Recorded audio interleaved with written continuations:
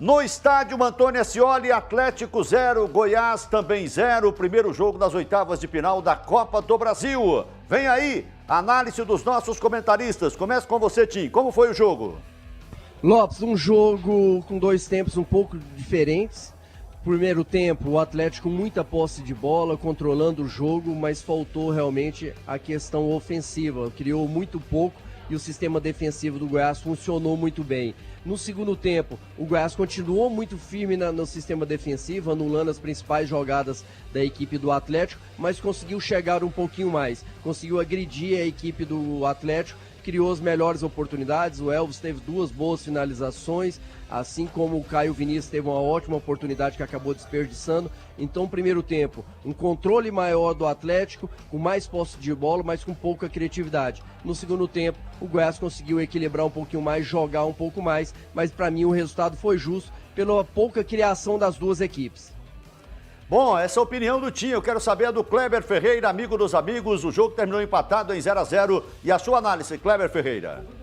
O Goiás não propôs jogar, mas apenas marcar os jogadores do Atlético. O Atlético teve total domínio da posse de bola e dos espaços do campo. Só que isso não foi traduzido em chance de gol. De verdade mesmo, o Atlético teve duas chances. Aos 39 minutos, quando o Ayrton cruza, o Tadeu rebate muito mal a bola. Mas o Wellington Rato, que estava dentro da pequena área e ficou de frente para finalizar, já havia acusado a contusão e pedido a substituição. Ele não teve condição física para fazer o gol para o Atlético. Então o Atlético perde uma grande oportunidade em função dessa circunstância. O Tadeu rebateram a bola mal para o meio da área, não é uma coisa comum, aconteceu isso hoje, foi a oportunidade real de gol do Atlético. Depois teve uma outra chance em que o Marlon Freitas, aos 46 minutos, faz a jogada pela direita e cruza, e o Luiz Fernando domina e acerta um belo chute de virada, um belíssimo chute, só que erra o alvo, e foi isso que o Atlético conseguiu, mesmo tendo toda a posse de bola do mundo. O segundo tempo, o Goiás se ousou um pouco mais a partir dos 39 minutos do segundo tempo, e aí o segundo tempo foi do Goiás. O Elvis teve uma chance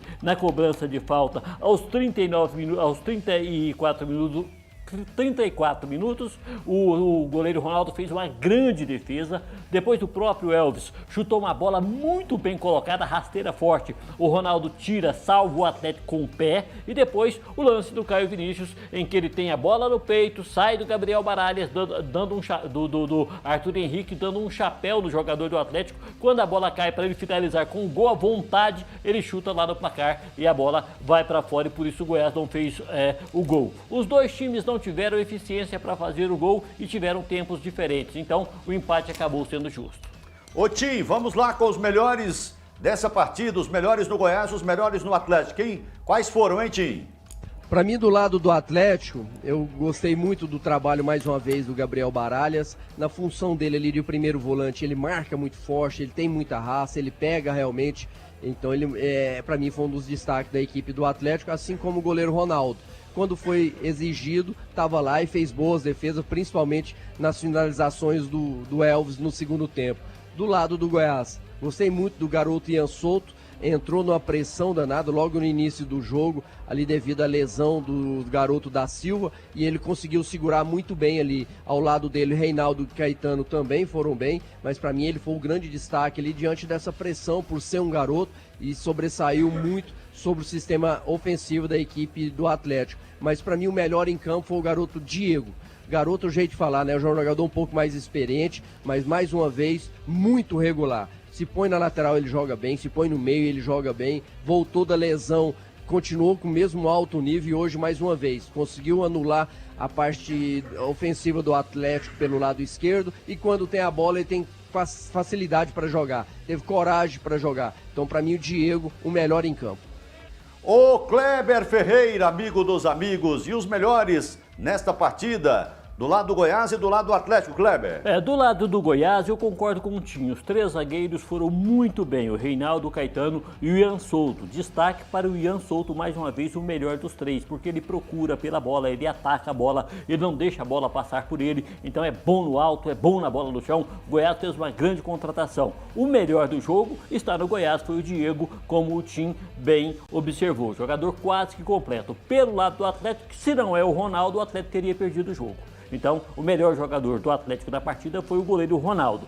Eu gostei muito da partida do Rainer mais uma vez, embora não tenha tido efetividade, foi muito intenso, participou ativamente do jogo. Eu gostei do jogo que ele fez. Achei que poderia ter dado um pouco mais de si o Marlon Freitas, mas é sempre um jogador importante. As passadas de bola para o Rainer na direita saem dos pés do Marlon Freitas. Então, vou colocar o Marlon entre os melhores do Atlético também. Então, o Ronaldo, o goleiro, o Rainer, o lateral, e o Marlon Freitas, para mim, foram os melhores do Atlético. Bom, fechando essa análise aí do jogo, Tim, os piores em cada time, aqueles que não brilharam, ficaram devendo e podem pagar, terão esse direito no dia 13 de julho, Tim. Lopes, para mim não teve ninguém assim muito abaixo, que realmente ficou muito mal no jogo.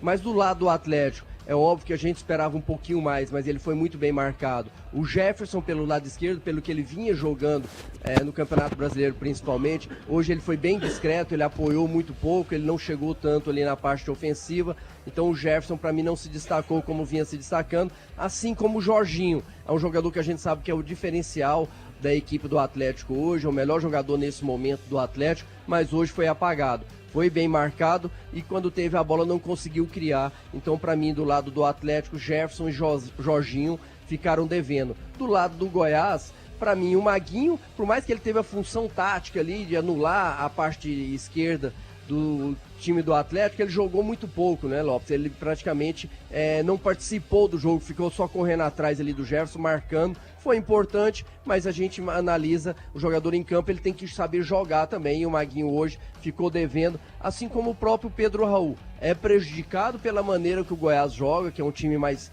reativo, que se defende muito mais do que ataca, e quando a bola chegou no Pedro Raul, ele apareceu muito pouco. Então, para mim, o Maguinho e o Pedro Raul, pelo lado do Goiás, ficaram devendo.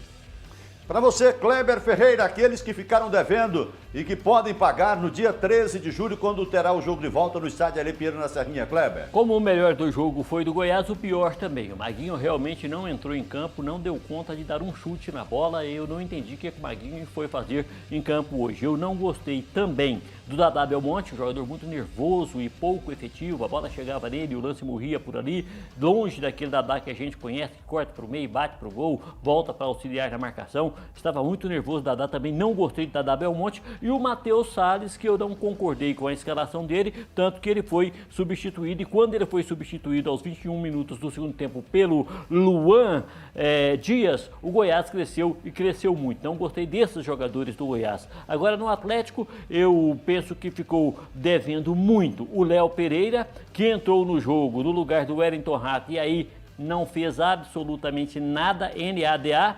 Penso também que o Ayrton não justificou a titularidade dele, nenhuma jogada efetiva que a gente pode falar. Lembra daquela jogada do Ayrton? E ele jogou os 90 minutos e também não conseguiu jogar, então foi um outro jogador que ficou devendo muito no time atleticano. E o Luiz Fernando precisa ser mais resoluto. As bolas que chegam nele, ele precisa dar uma solução para a jogada. E o Luiz Fernando também, ou seja, a peça de ataque do Atlético justifica o 0-0 do jogo. Bom, agora finalizando a nossa participação, os nossos comentários em torno desse clássico, desse jogo, dessa decisão de vaga nas oitavas de final. Tem favorito? Quem é o favorito para avançar, Tim?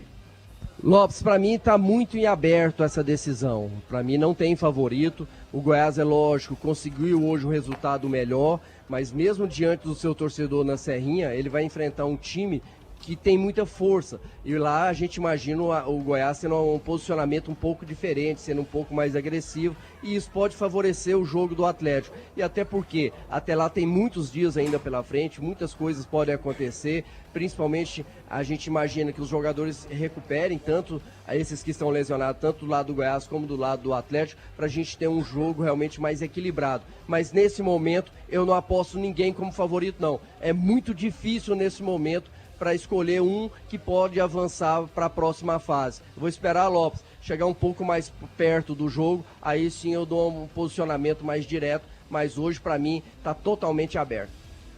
O Tim acha que a decisão está aberta.